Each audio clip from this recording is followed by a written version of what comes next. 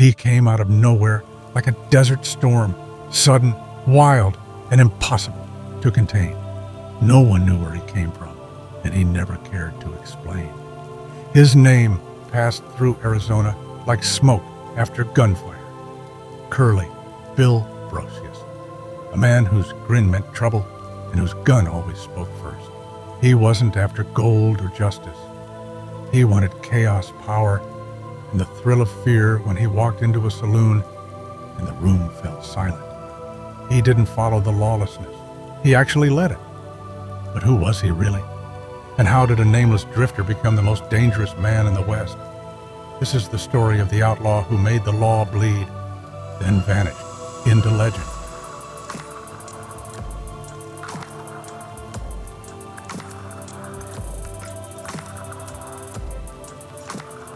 In a lawless land of the American Southwest, some men were born and others invented themselves. Curly Bill Brocius was of the second kind. His exact birthplace remains uncertain. Some sources suggest he was born in Crawfordsville, Indiana, around 1845, while others point to Texas or Missouri. It's popularly believed he came from Texas, but no one ever found a birth certificate or a family photo. That suited him just fine. Mystery served him better than truth ever could. By the late 1870s, a rough man with curly hair and a rifle hung over his shoulder was moving from town to town, and people thought he brought bad luck. Some claimed he used to be a petty thief named William Bresnahan, who had a run-in with the law in El Paso. Others said he had killed a man in Dodge City and fled, vanishing into the borderlands to reappear in Arizona as a brand new villain with a gun. Whatever the case was, he never stayed in one place for long. He moved quickly and quietly, like smoke in dry land. One day, people saw him drinking strong whiskey in a mining camp. The next day, someone would find a man dead on the road, and no one could say for sure who did it. But one thing was certain: he liked violence, not just as a tool, but as an art. He enjoyed the moment before things started to get worse. The tension in the room when everyone knew something bad was about to happen, but no one knew who would bleed first. He even made people dance at gunpoint for fun. One time, he shot a bottle of moonshine out of a preacher's hand just to make him pray faster. Another time, he stopped a poker game by pulling a gun, saying one of the cards was marked. That night, the players weren't gambling for money. They were fighting to stay alive. Curly Bill did well in places where the rules weren't clear, where lawmen were less, and the silence before dawn was broken either by a coyote or a pistol crack. He was like chaos in human form, a living challenge to everything that society tried to create. When Curly Bill arrived in southeastern Arizona, the territory was still wild and wide open. Back then, borders were more like rumors than rules. And the sheriffs? Well, they could be sidelined if the price was right. Towns like Tombstone were full of silver and trouble, crowded with men looking to get rich or escape their past. The West was also not settled yet. It was still growing, changing, and full of fights. Curly Bill did best in those messy spaces between law and disorder. That was where he found his people. Not cattlemen or pioneers, but a gang of outlaws known as the Cowboys. Despite the name, they weren't ranchers. They were thieves, smugglers, and killers working in the dusty area between Arizona and Mexico. They moved cattle across the border easily, sneaked whiskey through the hills at night, and robbed stagecoaches just for fun. If something was stolen, they probably did it. And when the law started bothering them, a little money in the right pocket usually made the problem disappear. It was a system that rewarded boldness and blurred lines, and Curly Bill was right in the middle of it. Now, the real question is, did he simply blend in with the rest of the outlaws? Or did he become something more? Well, Curly Bill had fit in right away, but quickly became much more than just another member. His confidence, boldness, and powerful reputation made even experienced outlaws take notice. In no time, he was leading the group, or at least acting as their driving force. And when Curly Bill wanted someone gone, that person rarely got the chance to live. His closest allies were men like Johnny Ringo, Frank Stillwell, and the Clanton brothers. They spent countless nights drinking side by side, riding through the rough terrain as a tightly attached crew, and handling any trouble that came their way as if it were just another hand dealt in a high-stakes game. Together, they managed to make the law look weak and ineffective, turning Cochise County into their own domain where they called the shots. Their violence wasn't random or careless. It was planned and done on purpose to help themselves and grow their control. The cowboys acted like a secret government. When local leaders couldn't or wouldn't keep peace, the cowboys took over and made their own rules. They scared the people, pressured the judges, and made sure their friends stayed in charge. Curly Bill grew a lot in this environment because he was more than just a leader. He was a symbol and a cruel enforcer, both the face and the driving force behind the chaos they created. However, things took a sharp and dangerous turn in the rough town of Tombstone in March 1880. Curly Bill, known for his wild ways, got drunk as usual. But this time, it was not a normal rowdy night in some back alley bar. This time, the law itself stepped in to stop him. Marshal Fred White, a man who had only been on the job a few months, but had already earned respect for his calm and steady approach. He always tried to keep the peace the way he believed best, which was by talking first and only reaching for his gun if it's absolutely necessary. That's exactly what he was doing that night when Curly Bill stumbled through the streets, firing his revolver into the air, acting like a careless child showing off his toy. Without panic or anger, White calmly approached and reached for his gun to disarm Curly Bill. Witnesses later said that Curly Bill didn't look scared or aggressive. Instead, he just flashed a grin and pulled the trigger. The bullet struck the marshal in the groin, causing him to collapse and bleed heavily. Despite the efforts to save him, Fred White died within hours, and that should have been the end of the road for Curly Bill. So, you think he'd just slip away from this one, like all the others? Well, things actually got even wilder than you might imagine. Curly Bill was immediately arrested. Wyatt Earp quickly entered the scene and knocked him out with a blow from his revolver. Bill was dragged to jail. But what happened the next day was completely unexpected. The courts let Curly Bill slip away. Some claimed the shooting was an accident. Others said that the marshal had mishandled his weapon. Meanwhile, rumors of bribery and intimidation swirled through the town. And just like that, by the end of the month, Curly Bill was back out on the streets, free and unbroken, as untouchable as ever. The town was shocked. The cowboys laughed, loud and hard. The law looked helpless, and Curly Bill had killed a lawman and walked free. Something had clearly changed. That moment echoed for months. The cowboys grew bolder. Curly Bill's name spread from campfires to courtrooms. He had become a symbol of what happened when the law failed. Over the next year, the tension in Tombstone increased. On one side stood the cowboys, bold and loud, and growing more violent. On the other side were the Earp brothers and their friend Doc Holliday, those men who believed in order but weren't afraid to enforce it with bullets. Curly Bill was at the center of the storm. He was not only shooting marshals anymore, he was running the territory like a corrupt king. His men rustled cattle in broad daylight and rode into town like they literally owned it. Every time a cowboy got arrested, another showed up with a shotgun and a threat.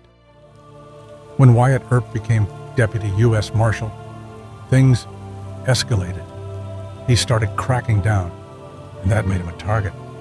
Curly Bill and his crew started watching him closely. They made jokes about him in saloons, drew caricatures in dust. But behind the laughs, there was a plan. Violence was on the way. Then came October 26th, 1881, the gunfight at the OK Corral. Curly Bill wasn't there, but his gang was. Billy Clanton and the McLaury brothers died that day. They were shot down in the street by the Earps and Doc Holliday. Curly Bill took it personally. This wasn't just about power anymore. It was a war. They waited for the right moment. 5 months after the shootout, on a quiet March evening, Morgan Earp was playing billiards, and bullets came through the window. One struck his back, slicing through spine and lung. He died in a pool of blood in his brother's arms. No one claimed responsibility, but everyone knew the truth. This was a payback. Wyatt Earp had finally had enough. No more courtrooms, no more waiting. He gathered a group of men and rode out for revenge. He wasn't looking to arrest anyone. He wanted revenge. He wanted to see those who had wronged him fall. In the weeks that followed, Wyatt and his guys hunted down cowboys wherever they could find them. They caught some by rivers, others in canyons, and a few inside saloons. Some begged to be spared. Some tried to fight back. But none of them survived. Curly Bill knew they were on their way. But he didn't run. That wasn't the kind of man he was. He chose to face it, just like he had faced everything else, with a rifle in his hands and a smile on his face.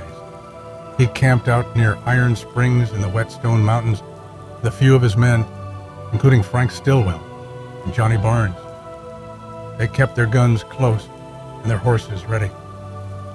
Maybe they were waiting for a warning, or maybe they just believed they couldn't be touched.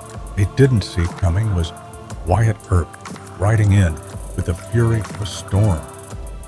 On March 24th, 1882, Wyatt and his men rode into a narrow gully, expecting to meet a messenger. Instead, they found Curly Bill and his gang. Gunfire erupted instantly. Lead tore through the camp. Horses screamed. Bodies fell. Curly Bill grabbed a shotgun and fired at Wyatt, but missed. Wyatt didn't jump. He stepped into the open, lifted his shotgun, and fired both barrels. The blast caught Curly Bill in the chest and spun him backward into the dirt. Wyatt kept firing, wounding others and driving the survivors into the hills. He stood alone against the storm and won. When the smoke cleared, Curly Bill lay dead, or so they believed. But nobody was ever brought back to town. His men either buried him secretly or burned his corpse to avoid desecration. Still, some swore he survived. They say that he slipped south to Mexico, changed his name, and lived out his years drinking tequila and laughing at the world that thought he was gone. Curly Bill Brocius didn't leave behind a family or a fortune or even a real name. What he left was a legend. He was the outlaw who killed a marshal and laughed, the man who made justice flinch and the law rides out for revenge. He didn't rob banks or build gangs like Jesse James. He didn't claim to be fighting for anything noble. He was a storm for the sake of the storm. And maybe that's why his story lasted. Because in the West, the line between good and evil wasn't drawn in laws. It was drawn in blood. Curly Bill crossed that line with a grin and dared the world to stop him. It took a legend like Wyatt Earp to finally do it. Maybe. Was Curly Bill Brocius a product of his time? Or would a guy like him still rise in today's chaos, just with a keyboard instead of a Colt? Drop your take in the comments. I'd love to hear what you think. And if you're just joining us, be sure to catch our previous video on Wyatt Earp. See the lawman who made Curly Bill's life a lot more complicated. Also, make sure to hit that subscribe button and check out some of our other outlaw stories. There's plenty more where this came from. Also, YouTube says you'll love this next one right here. Go on, give it a click. See you soon. They were just children, some barely out of diapers, while others were old enough to steal a crust of bread or disappear into alleyways before the cops came. They came from New York, Boston, Chicago, sprawling cities, bloated with poverty, disease, and desperation. Then, one by one, they were put on trains with their names scrawled on paper tags, sent far from the only world they knew, to farms and small towns across the Midwest, to strangers, to places they couldn't even pronounce, and to families they had never met.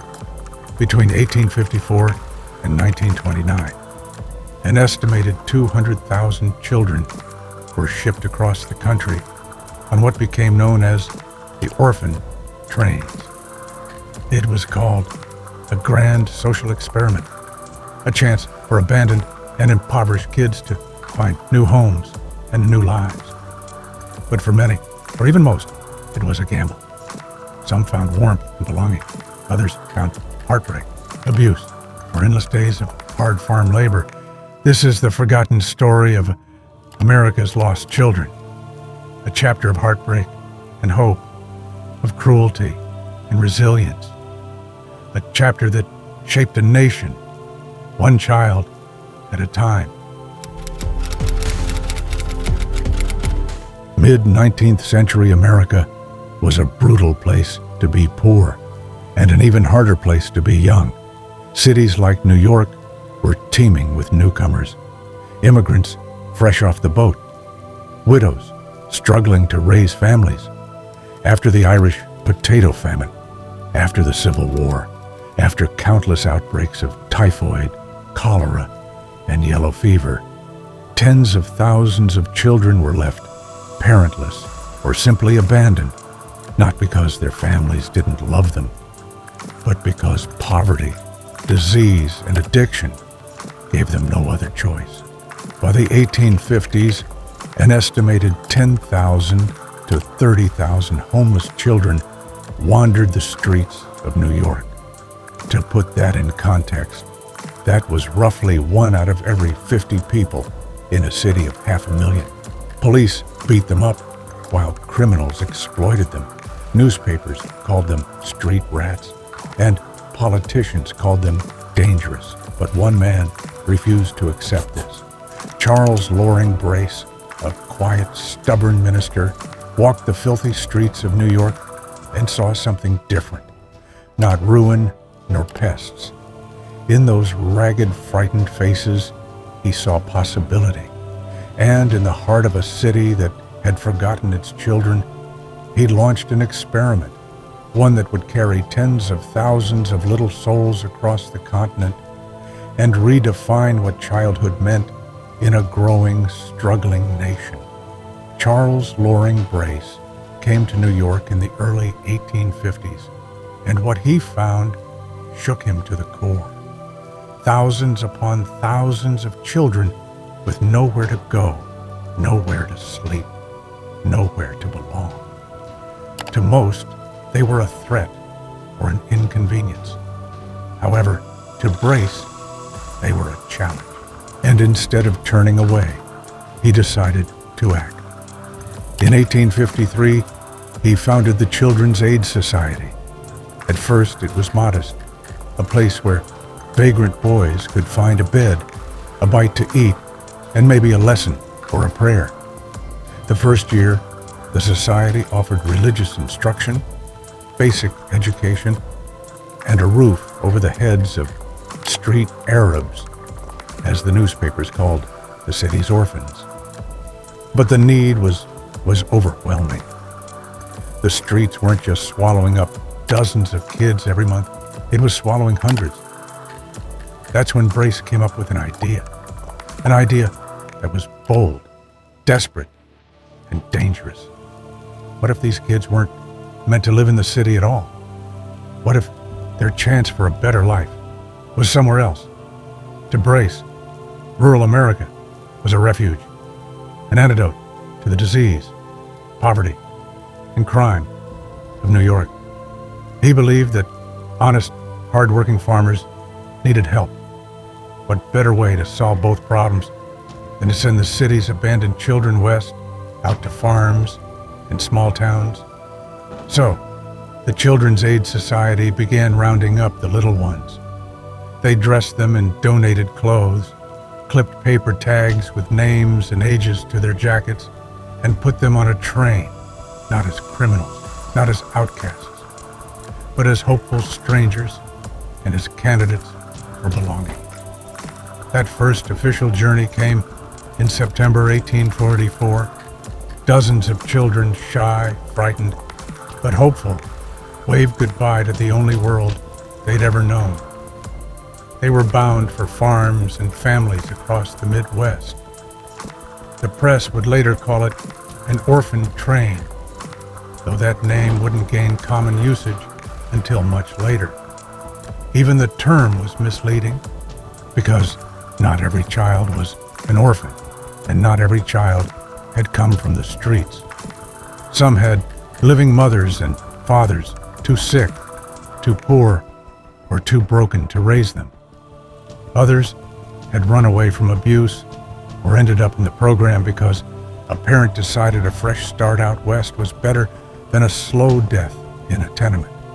The Children's Aid Society called it outplacement, finding new homes for children who had none. In fact, New York itself remained one of the biggest destinations for orphan train children. New Jersey, Pennsylvania, and Connecticut weren't far behind. The reality, however, was more complex than the myth. Not every boy or girl was shipped across the plains, but for many, that paper tag became a second chance. But for Brace and the volunteers of the Children's Aid Society, it was worth trying. It was the beginning of a bold, controversial chapter in American history, a chapter that shaped the way the nation treated its lost and abandoned. And for better or worse, it started with this single but dangerous idea. What if you could take thousands of abandoned kids and ship them across the country, not to orphanages, nor to prisons, but to families, to towns they had never heard of? The experience was terrifying. For many of these kids, it started with a tag clipped to a shirt and a long walk down a crowded train platform. Each stop felt like a grim auction. A man would stand on a box and call out to the gathering crowd, "This one's a strong boy, good for farm work. This girl is quiet, she'll help with the babies." Then came the inspection. Their teeth were checked, arms flexed, and skin scanned. They weren't called by their names anymore, just by what they could do and what work they might be worth. Some siblings were kept together, however. Most weren't so lucky. 8-year-old Emma Huber cried as she watched her younger brother pulled away by a couple in Iowa, and she never saw him again. 12-year-old John Brady was adopted by a wealthy judge in Nebraska and would one day rise to become governor of Alaska. He was one of the lucky ones.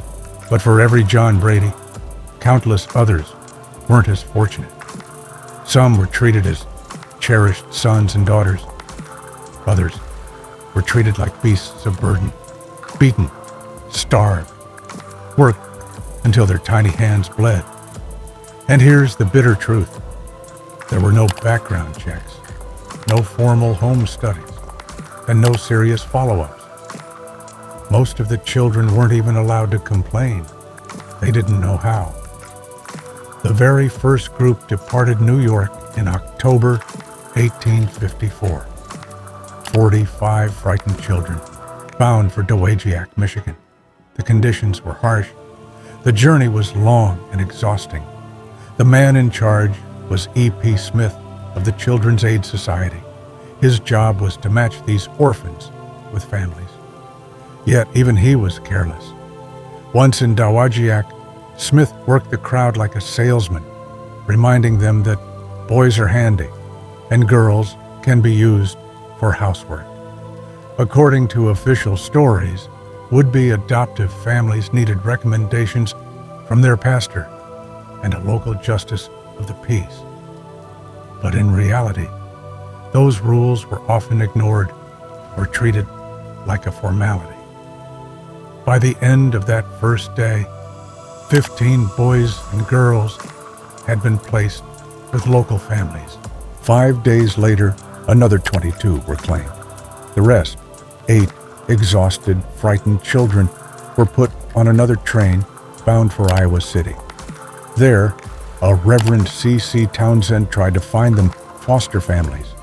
It was called a success, so much so that in January 1855, the Children's Aid Society sent out 2 more parties of homeless children to Pennsylvania. An idea that started as an experiment became a movement. What had been a desperate attempt to save a handful of street Arabs became a machine that would carry roughly 250,000 children across America over the next 75 years. For some, the Orphan Trains offered belonging they'd never have found in a crowded tenement or alleyway. For others, it was a sentence to a life of servitude, heartbreak, or terror. And for countless more, it was a gamble with everything they had left. A gamble that shaped the lives of generations. And not every child who stepped onto an orphan train came away broken. Some found the thing they longed for most, a home, a chance, and a name. Marion Clark was one of those rare stories. Adopted by a Kansas family, she would later say, "They gave me a Bible, a warm bed, and a mother who kissed me good night." Andrew Burke, an orphan from New York, was taken in by a farm family in Indiana. Against all odds, he grew up to become the governor of North Dakota, living proof that belonging can turn a lost boy into a man who shapes a state. But for every story like theirs, countless others sank quietly into the dark. To this day, no one knows how many ended up as free farmhands, working until their hands bled. Some refused to acknowledge the boy or girl they once were, while some searched for their birth families for decades, hoping for a name, a place, a fragment of belonging, only to find a trail gone cold. As the West was settled and communities started finding their own footing, the need for orphan train riders began to fade. Cities like Chicago, Cleveland, and St. Louis, which had once watched helplessly as New York and Boston shipped out their unwanted children, began grappling with the same crisis closer to home. New state laws emerged, and in places like Michigan, Indiana, Illinois, Kansas, Minnesota, and Nebraska, new regulations barred the placement of out-of-state children, unless charities put down hefty bonds, guaranteeing these young lives wouldn't become a public charge. By the late 1920s, as these agreements expired and charities shifted their focus to supporting families in crisis, the orphan trains came to an end. New child welfare laws reshaped the approach to care, making it possible for the first time for many struggling families to stay together. Even when the orphan trains stopped running in 1929 as social work evolved and new child welfare laws came into force, the scars didn't vanish. The emotional toll of that era lived on. Newspapers from the era spoke openly of the spectacle. In Grand Island, Nebraska, one paper announced the arrival of a fresh group of orphans with almost festive precision. Some ordered boys, others girls, some preferred light babies, others dark, and the orders were filled out properly, and every new parent was delighted. They weren't choosing a child, they were filling an order. Behind those polite words was a brutal truth. The orphan trains weren't about sentiment. They were about survival, about making space for the unwanted, a society grappling with its own cruelty and doing the best it could, however flawed. And in the cracks between desperation and belonging, a generation of children was shaped. The orphan trains stopped running nearly a century ago. But for those, the wandering, hopeful, frightened children, the remnants never really disappeared. Today, very few remember the orphan trains. The last known rider passed away in 2017, but the echoes remain in old photographs, in forgotten letters, and in the quiet questions passed down through generations. They were children who wanted to be held, be wanted, and to simply belong. Instead, they were put on a train and carried into an unknown future. We owe it to them to remember, because the forgotten are still a part of us. And here, on Forgotten Felonies, we'll never stop telling their stories. But what do you think? Did the orphan trains save lives or bury too many stories along the way? Let us know in the comments.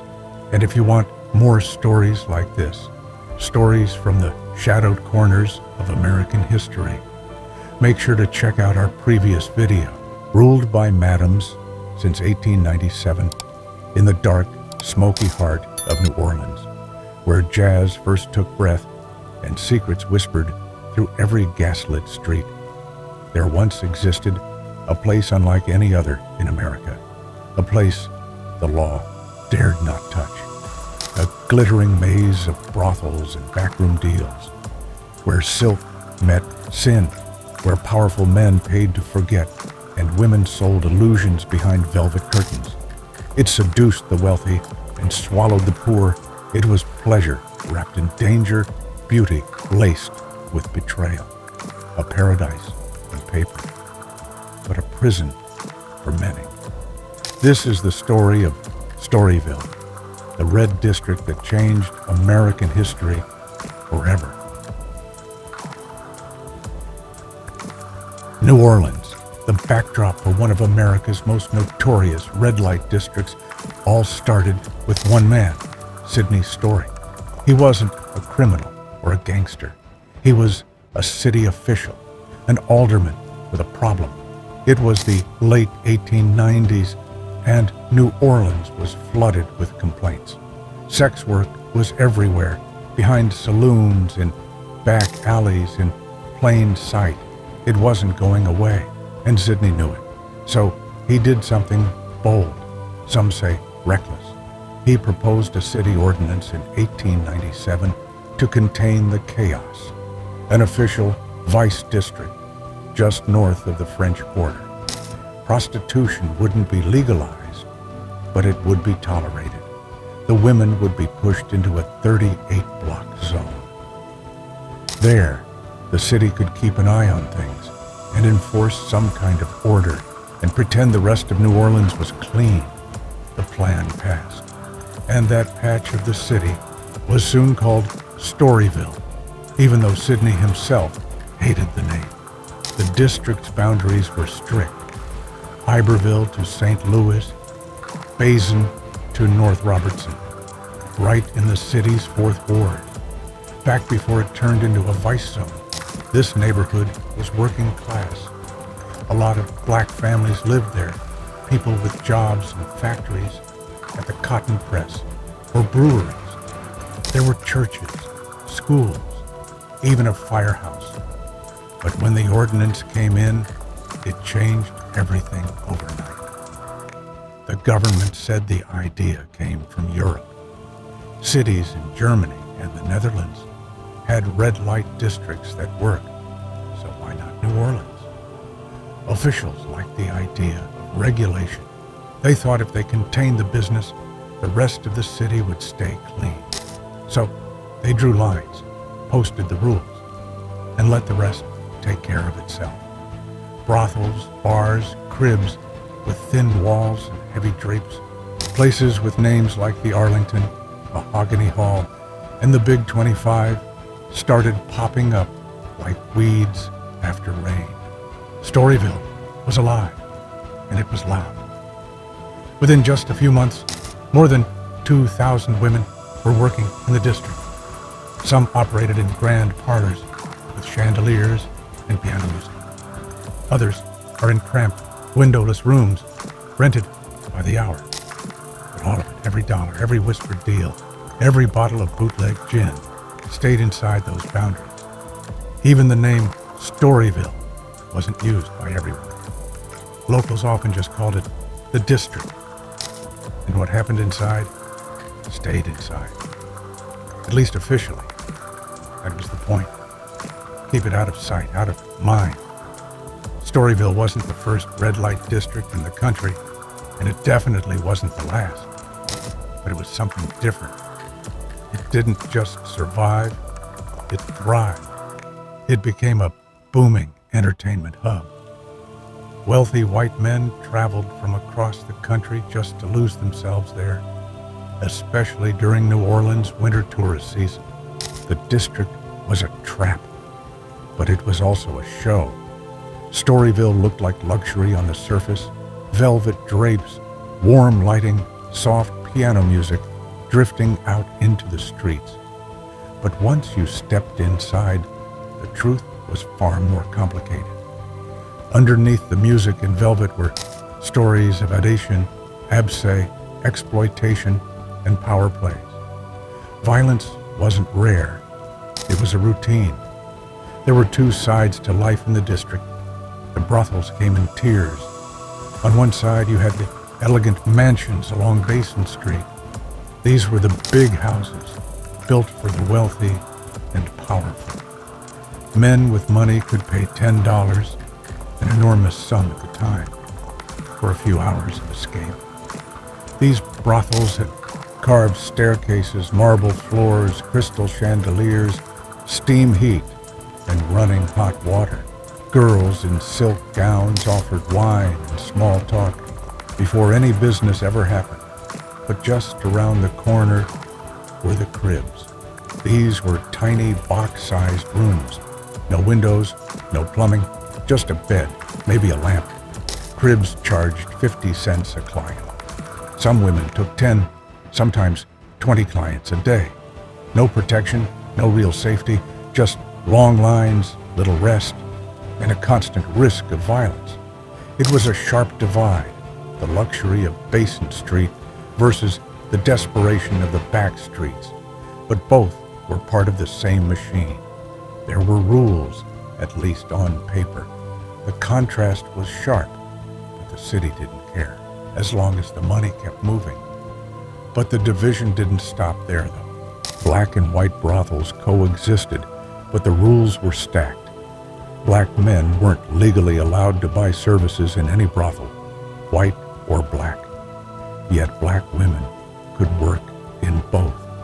White patrons were steered to Storyville, but black patrons, they had to go to a separate unofficial area nearby, Uptown, also known as Black Storyville. The line between legal and illegal blurred fast, especially when profit was involved. And like everything else in the city at the time, segregation was brutal and enforced. Exploitation was everywhere, racial, sexual, and economic. Brothels weren't allowed to appear on the streets. They were supposed to maintain decorum. Everything had to be discreet and professional. But the reality? Those rules only applied to people who couldn't pay to bend them. If a madam missed her monthly bribe, or if a girl refused a crooked cop, that's when the rules suddenly mattered. Otherwise, enforcement was a joke. The police didn't crack down, they just collected.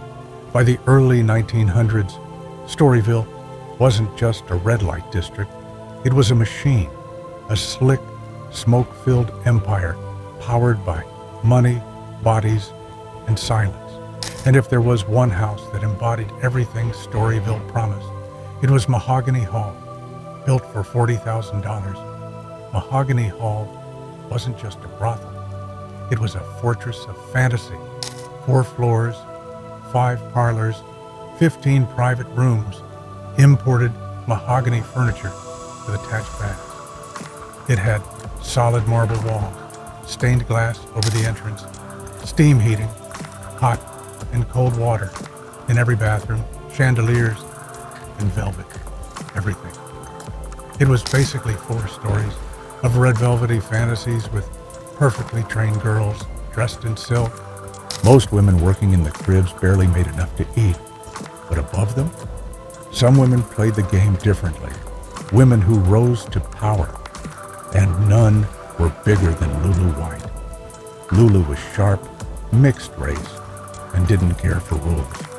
And the Mahogany Hall was Lulu's empire, the crown jewel of Storyville. And she didn't run it like a brothel, she ran it like a palace. Her clients weren't just random drunks. They were some of the richest, most connected men in Louisiana. There were politicians, businessmen, and celebrities. If you had money and status, you knew where to go. And if Lulu let you in, you kept your mouth shut. She hired around 40 women, many of them of mixed race, often called octoroons in the language of the time. Lulu marketed them as rare, exotic, gifted by nature. She advertised them like royalty. But Lulu wasn't the only one calling shots. There was another name in the district, Tom Anderson. He didn't wear a badge, but everyone knew who really ran the district. They called him the mayor of Storyville, even though he was never elected to anything. By 1910, Storyville was pulling in an estimated $50,000 a week. That's over $1 million today, flowing through brothels, gambling rooms, bars, and music halls. Most of it landed in the hands of madams, landlords, and city officials. But for the women working the cribs, they got scraps.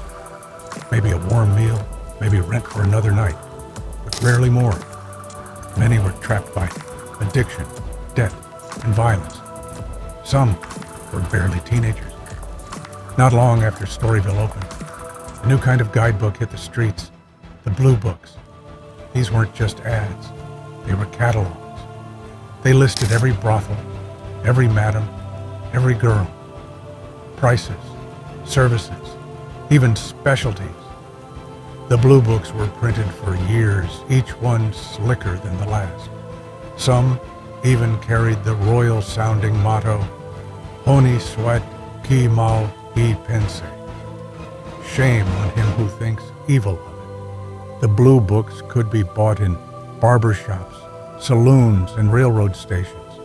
Just 25 cents gave you a catalog of women, addresses, and house rankings. Some even came with pictures of the interiors, red couches, chandeliers, and private balconies. Each woman was listed by name, race, and even religion. Labels like octoroon, Jewish, or French were printed right next to the addresses. Landladies, usually madams, were listed in bold. The message was clear: pick your poison. But who even started this whole concept of blue books? Who would have even thought of such a thing? The man behind it all? Billy Struve, a saloon manager connected to Tom Anderson, the so-called mayor of Storyville. Struve ran the Blue Book press out of Lulu White's saloon just above Basin and Bienville. Between 1895 and 1915, at least 16 editions were printed, each one more polished than the last. Tourists kept pouring in. Some came by train, stepping off right into the district. Others were drawn in by the rumors, the music, the freedom, the danger. But still, the businesses bloomed. Restaurants, music clubs, and saloons. Storyville became a full-blown ecosystem. And with the rail station just 2 blocks away, traffic never stopped. But something changed by 1908. The golden glow around Storyville was starting to dim. The district was changing. The edges were getting more industrial, bottling plants, cement factories, even a fire extinguisher company set up shop nearby. The towering Southern Railroad terminal opened right at Canal and Basin, pumping even more traffic in and out of the neighborhood. And finally, by the 1910s, a new kind of force had Storyville in its crosshairs. Moral reformers, preachers, women's groups, federal watchdogs, all calling for the same thing: shut it down. Rising rents pushed out what few working families remained. The Union Chapel Methodist Episcopal Church, once the spiritual heart of the area, closed in 1914. By then, Storyville was more machine than neighborhood. But the final blow didn't come from reformers or rent collectors. It came from Washington, D.C. As America edged closer to World War I, military officials grew nervous. They weren't worried about spies. They were worried about their soldiers. The War Department issued a clear order in 1917. No red light districts within 5 miles of a military base. And Storyville, it was way too close. The city tried to hold on, quietly, desperately, but the writing was on the wall. In November 1917, under federal pressure, Storyville was shut down for good. Brothels were raided. Women were arrested, beaten, and evicted. Some vanished into poverty. Others were pushed into even riskier underground work.